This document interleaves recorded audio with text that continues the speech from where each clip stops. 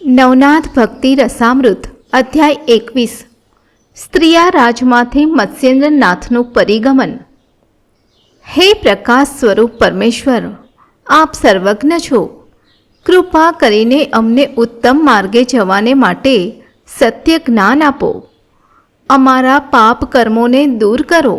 અમે નમ્રતાપૂર્વક આપની ઘણી સ્તુતિ કરીએ છીએ. આપ અમને પવિત્ર કરો. શ્રી ગણેશાય નમઃ. હરિ ઓમ નમઃ શિવાય. થોડાક મધુર મિલન પ્રસંગો જગતના ઇતિહાસમાં અતિ પ્રસિદ્ધ છે. રામાવતારમાં શ્રી રામ અને ભરતનો મેળાપ અવિસ્મરણીય છે. કૃષ્ણાવતારમાં કૃષ્ણ અને સુદામાનું મિલન અવર્ણનીય છે. તેવી જ રીતે નાથ પંથની અમર યશ ગાથાઓમાં શ્રી મત્સ્યેન્દ્રનાથ સાથે સ્ત્રીયા રાજમાં ગોરક્ષનું મિલન અદ્ભુત અને અપ્રતિમ છે. રામ અને કૃષ્ણ તો સ્નેહ બંધને ભૌતિક અને લૌકિક રીતે જકડાયેલા હતા, જ્યારે મત્સ્યેન્દ્ર અને ગોરક્ષનો સંબંધ ગુરુ અને શિષ્યનો હતો. એમાં દુન્વયી સ્નેહ બંધન કરતાં કંઈક વિશેષ આધ્યાત્મિક અનુબંધ હતો. ગુરુ શિષ્યની એકબીજા માટે નિસ્વાર્થ અને નિખાલસ લાગણી અને આધ્યાત્મિક ઉન્નતિ માટે અદમ્ય ઈચ્છા એમાં પ્રતિબિંબિત થાય છે. આગળના અધ્યાયમાં આપણે જોયું કે સ્ત્રીયા રાજમાં ગોરક્ષ અને મત્સ્યેન્દ્રનું મિલન થાય છે. ખૂબ જ આનંદ અને ઉલ્લાસથી બંને સાથે રહેવા લાગ્યા. ભોગ વિલાસ અને વૈભવમાં દિવસો પસાર થવા લાગ્યા. સ્ત્રીયા રાજની રાણી કિલોતડા ગોરક્ષને પોતાના પુત્ર સમાન જ ગણે છે. તેને અનેક પ્રકારના વસ્ત્રાભૂષણ અલંકારોથી શણગારે છે. મીનનાથ પણ ભાઈ ગોરક્ષ પ્રત્યે અપાર હેતપ્રીત દર્શાવી તેની દરેક ઈચ્છા પૂર્ણ કરે છે. માતા કિલોતડા ગોરક્ષને જાત જાતની રસોઈ તૈયાર કરાવીને પાસે બેસાડી પોતાના હાથે જમાડે છે. આમ દરરોજનો નિત્યક્રમ બને છે. ગોરક્ષને મનમાં બધું ગમતું નથી. મોહમાયાની ઊંડી ગર્તામાં વધુ ને વધુ ઊંડે ઉતરવાનો તેને ભય લાગે છે. પોતાના જપ તપ યોગ સાધના અને અનુષ્ઠાન ભૂલાતા જાય છે, એનું તેને ભાન થાય છે. ભોગ તો અનેક પ્રકારના રોગનું મૂળ છે, માટે એને જેમ બને તેમ જલ્દી તજવો સારો. એમ વિચારી ગોરક્ષ પોતાની નિત્ય બેઠક પર બેસીને ઊંડા વિચારમાં ઉતરી જાય છે. આવી એકાંત સ્થિતિમાં મનનું સમાધાન મેળવી એક દિવસ લાગ સાધી એ મત્સ્યેન્દ્રને કહેવા લાગ્યા, હે યોગીન્દ્ર, હે મહારાજ, આપણે સ્ત્રીયા રાજમાં રહ્યા છીએ તે નાથ પંથની દૃષ્ટિએ મને યોગ્ય લાગતું નથી. પિત્તળની ધાતુમાં હીરા જડ્યા હોય તે કદી શોભે ખરા? આપણે માટે તો નિત્ય યોગ સાધન, તુંબી પાત્રમાં ભોજન અને ઈષ્ટદેવનું આરાધન એ જ સર્વસ્વ છે. જ્યાં તમારો વાસ હોય ત્યાં સ્મશાનવત શાંતિ અને વૈરાગ્ય જ હોય. યોગ ધર્મીને બીજું કંઈ શોભે નહીં. જુઓ તો ખરા, હે યોગેશ્વર, તમે નિઃસંગ અને નિસ્પૃહ છો. એને લીધે આખા બ્રહ્માંડમાં તમારી કીર્તિધ્વજ ફરકી રહ્યો છે. સ્વર્ગ મૃત્યુ પાતાળ સગળે તમારી હાક વાગે છે અને બધા તમારી ચરણ રજ મેળવવા ઈચ્છુક હોય છે. આવા પ્રૌઢ પ્રજ્ઞાવાન પુરુષ મોહ માયા અને ભોગ વિલાસની ઊંડી ગર્તામાં સરકી પડે એ જરાય સમજાતું નથી. તો હે કૃપાળુ, જે કીર્તિધ્વજ ફરકી રહ્યો છે તે સદા ઊંચે ને ઊંચે ફરકતો રહે તે માટે તમારી આગળની કારકિર્દીનો વિચાર કરો. અહીં તમે કયા કારણે આવેલા અને હવે શું કરી રહ્યા છો તે વિચારો. તમારી અગાઉની પરબ્રહ્મ સ્થિતિ નવનારાયણના અંશાવતાર કવિનારાયણની છે અને જગતમાં લોકહિત માટે બહુજન હિતાય બહુજન સુખાય આપનો પ્રાદુર્ભાવ છે.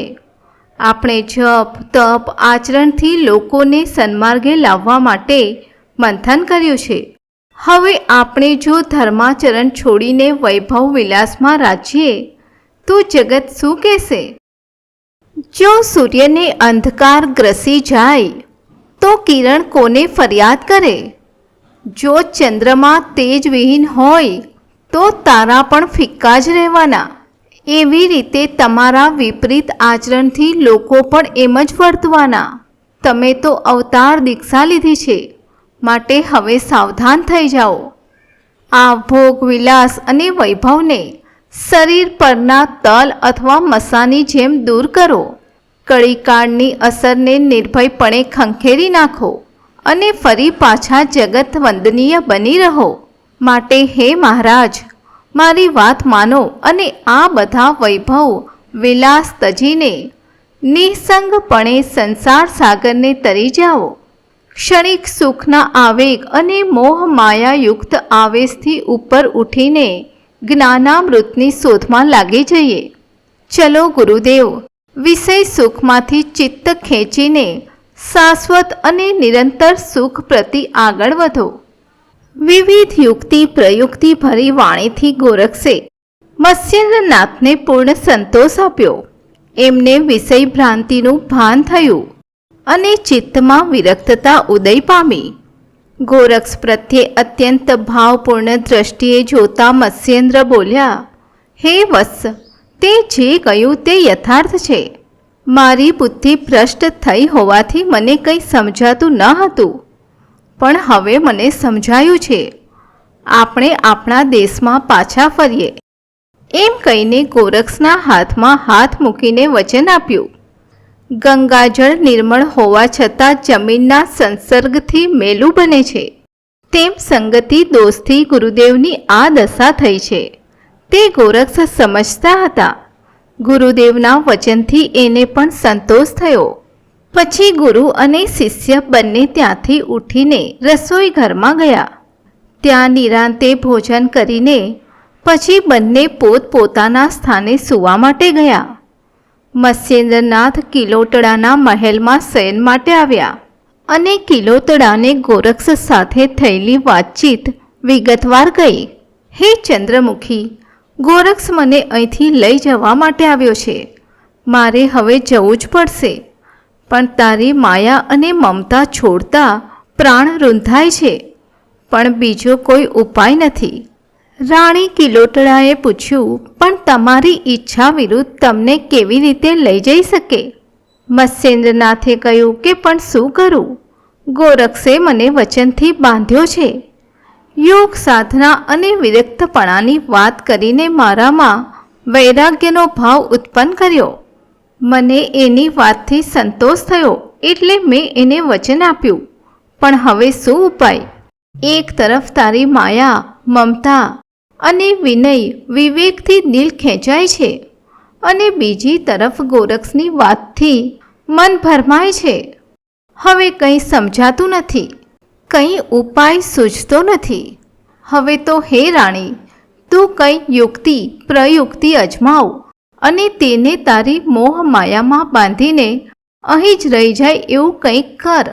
ત્યારે રાણીએ જવાબ આપ્યો, હે મહારાજા, હું એના માર્ગમાં પર્વત આડો મૂકું તો પણ એ વજ્ર જેવા મહાપ્રતાપી વૈરાગીને રોકી શકું એમ નથી. એ તો મોહ વિજેતા છે, એની આગળ મારું કંઈ ચાલે એમ નથી. મત્સ્યેન્દ્રનાથે કહ્યું, પણ જરાક પ્રયત્ન તો કર. આમ વાતોમાં ને વાતોમાં રાત પૂરી થઈ ગઈ. ગોરક્ષને મોહવશ કરવા માટેનો કંઈ ઉપાય શોધવામાં જ સવાર થઈ ગઈ. પૂર્વમાં બાળ સૂરજે ડોક્યું કર્યું. સમગ્ર આકાશ રક્તરંગી થઈ ગયું. મંદ મંદ મલયાનિલ વાઈ રહ્યો છે. નિંદ્રાસનમાંથી મુક્ત થઈ ગોરક્ષે સ્નાન સંધ્યા આટોપી લઈ રાજમહેલ તરફ પ્રયાણ કર્યું.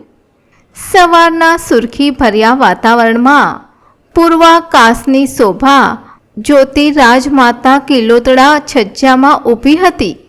તેણે ગોરક્ષને આવતા જોયા અને નીચે આંગણામાં ઉતરી આવી. આવતાની સાથે જ પ્રણામ કરીને ગોરક્ષ બોલ્યા, માઈ, મારી એક વાત સાંભળો તો આપની કૃપા થશે. મારી ઈચ્છા તીર્થાટન કરવાની છે અને મત્સ્યેન્દ્રનાથને સાથે લઈને આજે જ નીકળવા વિચાર છે. રાણી કિલોટડા આ સાંભળીને કહેવા લાગી, હે વત્સ, તું મારો જ્યેષ્ઠ પુત્ર છે. તું વરિષ્ઠ અને વળી અલૌકિક છે. મારા મનમાં એવું ચોક્કસ ઠસી ગયું છે કે સ્ત્રીયા રાજમાં રાજ કારોબાર અને માલ મિલકત તેમજ સંપત્તિને માટે તું જ રાજા તરીકે લાયક છે. જો તારો નાનો ભાઈ મીન રાજા બને તો આફત ઉતરશે. તો હવે તું જ ધીર, ગંભીર અને રાજ્ય કરવાને લાયક છે.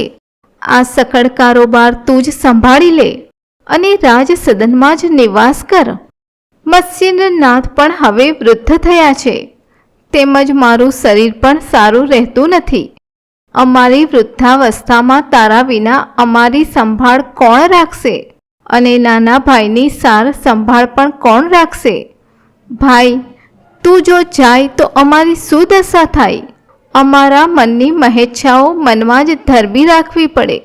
તો અમને આવી વિપત્તિમાં મૂકીને તું ક્યાં જાય છે ભાઈ?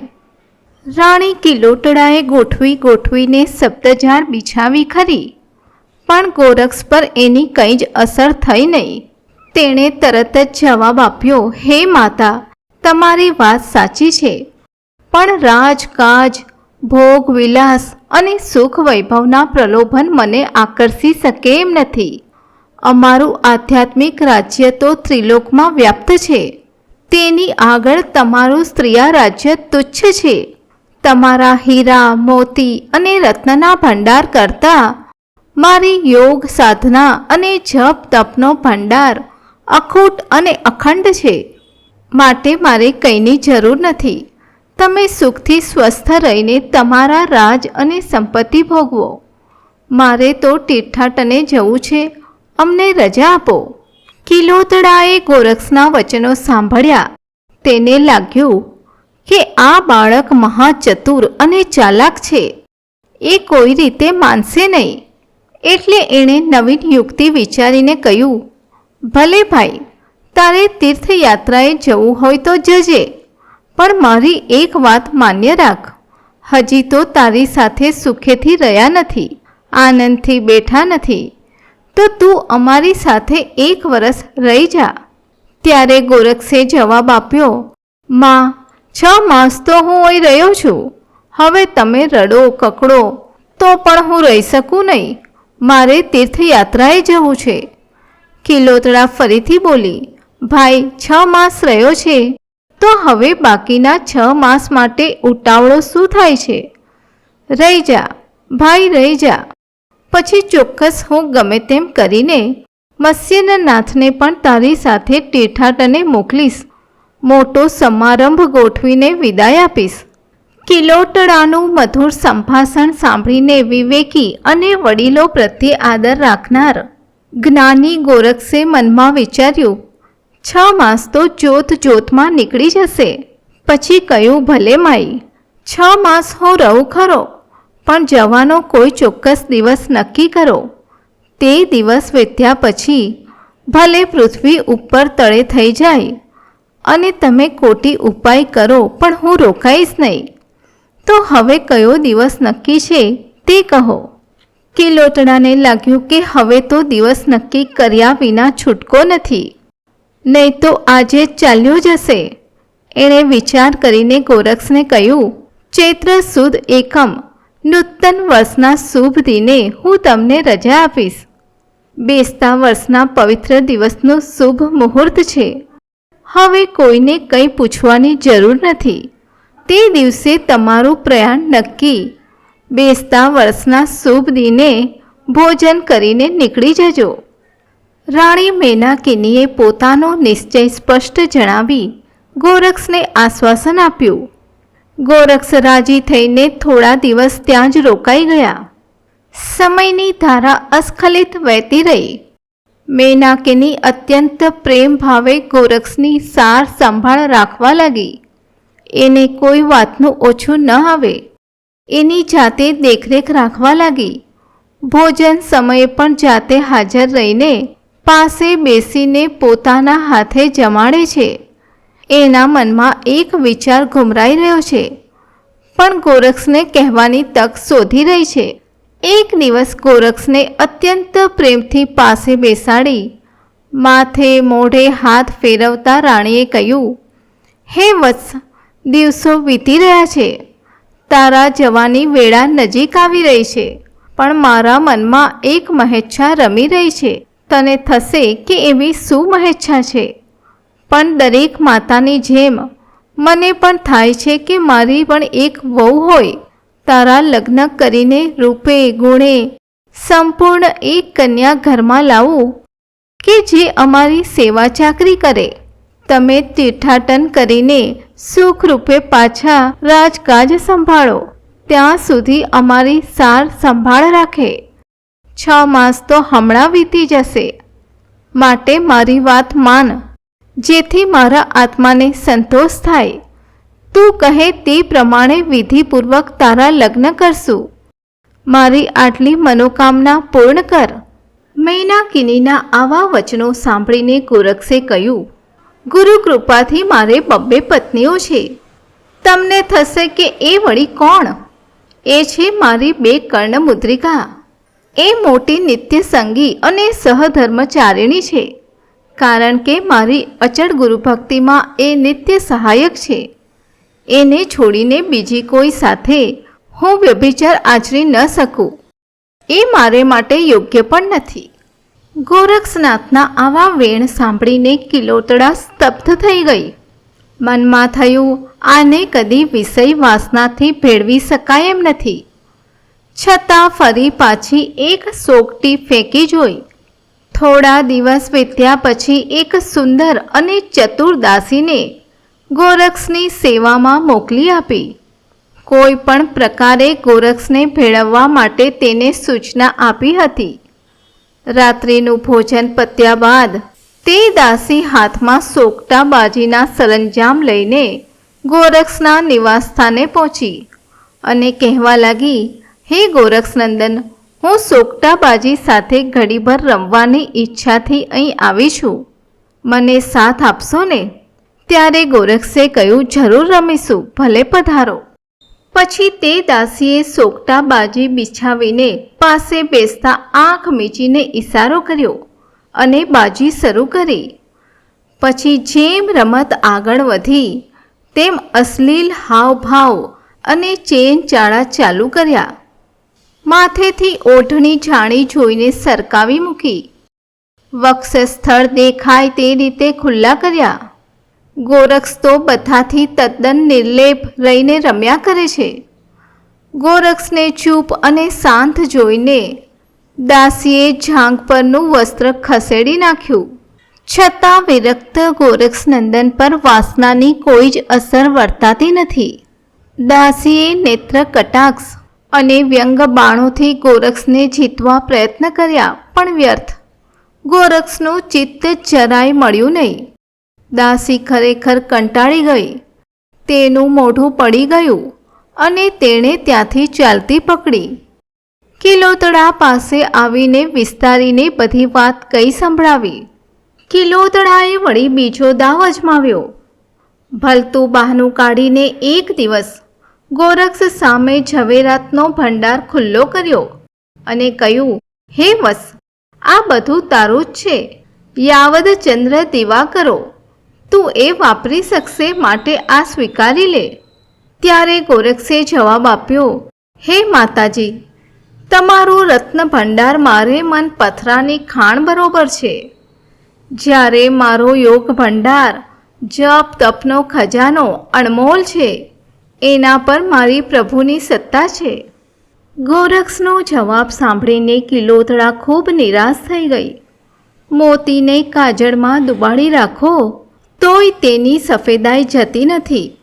તે જ પ્રમાણે રાણીના કાવા દાવા અથવા લાલચ પ્રલોભન ગોરક્ષને આકર્ષી શકતા નથી. હવે તો કોઈ ઉપાય સૂચતો નથી. રાણી કિલોતડાના મગજમાં મોહની ચિંતા લપકારા લઈ રહી છે. નાના મીનનાથને ખોળામાં લઈને રાણી બેઠી છે. આંખમાં અશ્રુની ધારા ચાલે છે. એક દાસીએ આ જોયું. તેને અપાર દુઃખ થયું. પોતાની રાણીની આંખમાં આંસુ, તેણે રાણીને કહ્યું, હે સ્વામિની, તમે મનમાં દુઃખ લાવશો નહીં. હું કોઈ પણ રીતે ગોરક્ષને મોહ પાસમાં બાંધીશ. આમ કહીને એ રાણીને સમજાવવા લાગી. આમ કરતાં 6 મહિના પાણીના રેલાની જેમ વહી ગયા. બેસતા વરસનો શુભ દિન ચૈતર સુદ પડવો આવી પહોંચ્યો. રાજ્યના ગામે ગામ, નગર નગરમાં હર્ષોલ્લાસ છવાઈ ગયો. શેરીઓમાં ધજા, પતાકા, તોરણોનો શણગાર કરવામાં આવ્યો. સર્વત્ર આનંદ પ્રસરી રહ્યો. માત્ર રાજધાની ઉદાસીન છે. ત્યાં કોઈ ઉત્સવ કે આનંદ નથી. કારણ કે આજના દિન ગોરક્ષ મત્સ્યેન્દ્રનાથને પોતાની સાથે લઈને તીર્થાટને નીકળવાના છે. મત્સ્યેન્દ્રનાથ નિરાશામાં ગરકાવ છે. અંતરમાં અપાર શોક વ્યાપી રહ્યો છે. આખા શૃંગમુરડા નગરમાં સર્વત્ર એક જ વાત સંભળાય છે, અરે રે, આવા અતિ પ્રેમાળ, વીર, ધીર અને પ્રતાપી નાથ આજે આ વૈભવ અને દોમ દોમ સાહેબી છોડીને ચાલ્યા જશે. પછી અમારું શું થશે? આ આનંદ ઉત્સાહ પછી ક્યાં મળશે? યુવતીઓ મત્સ્યેન્દ્રનાથના ગુણો સંભાળીને આક્રંદ કરવા લાગી. એના જેવા ઉદાર, પ્રજાવત્સલ અને સોહામણા સભામાં સૂર્યની જેમ પ્રકાશતા રાજવી હવે ક્યાં મળશે? એમ કહીને વિલાપ કરવા લાગી. ગોરક્ષને બધી ગાળો દેવા લાગી. એણે આવીને અમારા રંગમાં ભંગ પાડ્યો.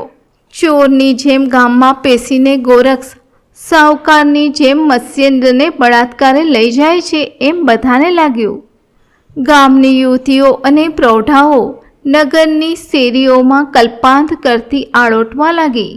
આ બાજુ ગોરક્ષનાથ પોતાના નિત્ય સંગી સાધનો, કુબડી પાવડી પહેરીને, શરીરે ભગવો વેશ ધારણ કરી, કંબલનો કમરબંધ બાંધીને, ગળામાં માળા તેમજ સિંગી, શૈલી અને સારંગી વગેરે સજાવીને મત્સ્યેન્દ્રનાથની પાસે હાજર થયા અને તેમના ચરણોમાં માથું નમાવી આદરથી ઊભા રહ્યા.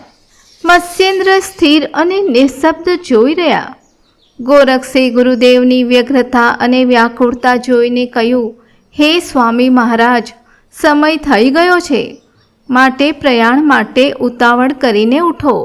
કિલોતડા પાસે જ ઊભી હતી. તેણે સજળ નેત્રે ગોરક્ષને કહ્યું, જરા થોભી જા વત્સ, ભોજન કરીને પછી જજો. પછી સોળું કરીને ભોજનશાળા સ્વચ્છ કરી પોતાની જાતે જ રાંધીને ગુરુ અને શિષ્યને એક પંગતે જમવા બેસાડ્યા અને પીરસતા પીરસતા બોલી, હે મહારાજ મત્સ્યેન્દ્રનાથ, તમે આ રાજ્ય તેમજ બધો વૈભવ છોડીને પોતાના દેશમાં જઈ રહ્યા છો, પણ તમારા પુત્ર મીનનાથને કોને ભરોસે મૂકી જાઓ છો? ત્યારે મત્સ્યેન્દ્રે જવાબ આપ્યો, હે શુભાનની, તારા મનમાં જેવી ભાવના હોય તેવી જ નીતિનું આચરણ કરજે અને મીનનાથનું રક્ષણ કરજે. કિલોતડા આ સાંભળીને તરત જ બોલી, હે નાથ, તમે મીનનાથને તમારી સાથે જ લઈ જાઓ અને એનું સંગોપન અને રક્ષણ કરજો. કારણ કે તમારા પિતા ઉપરીક્ષ વસુના શાપના પ્રભાવે હું અહીં આવી પડી છું. હવે શાપનું નિવારણ થાય એવા સંજોગો ઊભા થયા છે. હું સિંહલ દ્વીપ પાછી ફરીશ તો પછી મીનનાથ એકલો પડી જશે. વળી મારુતિના ભુભુકારથી તેને માથે મૃત્યુનો ભય પણ ખરો. આજ સુધી તો તમે હતા, પછી એનું કોણ? માટે એ તમારી સાથે હોય તો ઉત્તમ, એને લઈ જ જાઓ. મત્સ્યેન્દ્રે મરક મરક હસતા કહ્યું, જરૂર, તું એની ચિંતા ન કર, એને મારી સાથે જ લઈ જઈશ. પછી બધા ભોજન કરીને ઉઠ્યા. કિલોતડા પણ જમી પરવારીને મીનનાથ પાસે આવીને ઊભી રહી. તેના મોઢામાંથી શબ્દો નીકળતા નથી. અંતરમાં વિરહ અને વિષાદની અપાર વેદના આંસુ થઈને આંખથી છલકાઈ રહી. મત્સ્યેન્દ્રના લાડ, દુલાર અને પ્યારને યાદ કરીને મૈનાકિની રડવા લાગી. મીનનાથની માયા મમતા હૃદયમાં સૂળની જેમ ભોકાઈ રહી. સમગ્ર વાતાવરણ શોક ભરપૂર થઈ ગયું. નગરની નારીઓના નયનમાં નીરની હેલી વરસી રહી. ગોરક્ષ સાંભળે તેમ બધી બોલવા લાગી, હે ગોરક્ષ, આવું કઠોર કાળજું કરીને તું અમારા પ્રાણ મત્સ્યેન્દ્રને નહીં લઈ જા. આ અપાર ધન, વૈભવ, સુખ, સંપત્તિ અને રાજ ઠાઠને છોડીને જંગલમાં શું મળશે? સકળ પ્રજાના માન, સન્માન અને આદરના અધિકારી એવા અમારા પ્રાણાધાર નાથને જંગલમાં કેમ ફાવશે? કનકાસન છોડીને ઘાસની પથારીમાં કેમ સૂઈ શકાશે? પકવાન છોડીને કંદમૂળ કેમ ભાવશે? વગેરે આલાપ, પ્રલાપ અને વિલાપથી સુંદરીઓ સમૂહ રુદન કરવા લાગી. ગોરક્ષ સ્વસ્થ ચિત્તે, નિશ્ચલ મને, નિર્લેપ ભાવે આ તમાશો જોઈને કહેવા લાગ્યા, ચાલો હટો અહીંથી. અમારે આ સુખ, સંપત્તિ અને રાજપાટ શું કરવા છે? અમારે તો આકાશનું ઓઢણું અને પૃથ્વીનું પાથરણું મળ્યું એટલે બસ. અમારું લક્ષ તો અલક્ષમાં છે, માટે દૂર હટો. ગૌડ બંગાળીણીઓ, એમ કહીને બધી સ્ત્રીઓને પગમાં માથા પછાડતી છોડીને ગોરક્ષ કિલોતડાને નમન કરીને ખાંધે મીનનાથને બેસાડી મત્સ્યેન્દ્રનાથ સાથે ગામની બહાર આવી પહોંચ્યા. કિલોતડાએ ગોરક્ષની ચોરી છુપીથી એક સોનાની વીંટી મત્સ્યેન્દ્રની જોડીમાં નાખી. પછી આક્રંદ કરતી મત્સ્યેન્દ્રના પગમાં તૂટી પડી. ગોરક્ષે તેને ધીમે રહીને ઉઠાડી.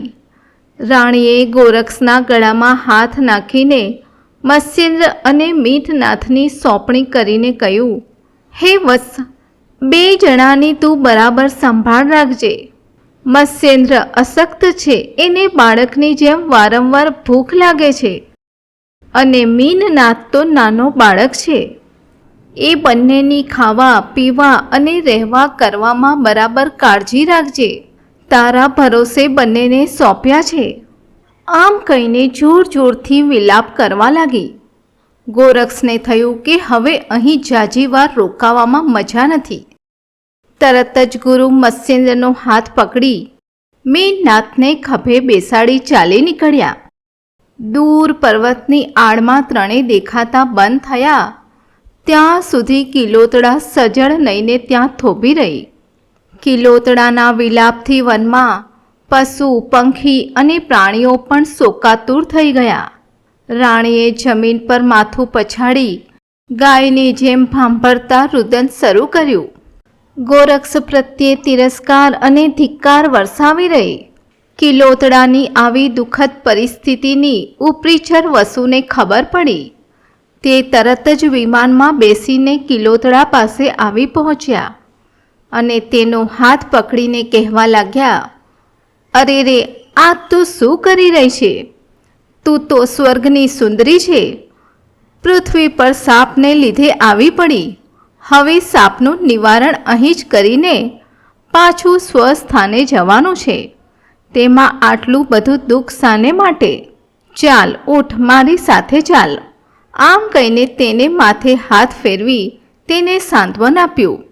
તેના આંસુ લૂછી નાખ્યા અને તેને ઘરે લાવીને સંપૂર્ણ રીતે આશ્વાસન આપ્યું. મોહ માયાનો પ્રબળ આવેગ ભલભલા જ્ઞાની અને વૈરાગીને કેવો વિવશ કરી મૂકે તેનો બોધ આ કથામાં જોવા મળે છે. ઇતિ શ્રી નવનાથ ભક્તિ રસામૃત અધ્યાય 21મો સમાપ્ત. જે કોઈ આ અધ્યાય ગાય, શીખે અથવા સાંભળે તેના પર ગોરક્ષનાથ, મીનનાથ, મત્સ્યેન્દ્રનાથની કૃપા વરસશે અને તેના ગૌ હત્યા દોષનું નિવારણ થશે. તેને તપોલોક પ્રાપ્ત થશે. તેમજ તેના સંસારી મોહ બંધનો નક્કી તૂટશે. શુભમ ભવતુ. અવધૂત ચિંતન શ્રી ગુરુદેવ દત્ત. સદગુરુદેવ કી જય. નવનાથ ચિંતન શ્રી ગુરુદેવ દત્ત.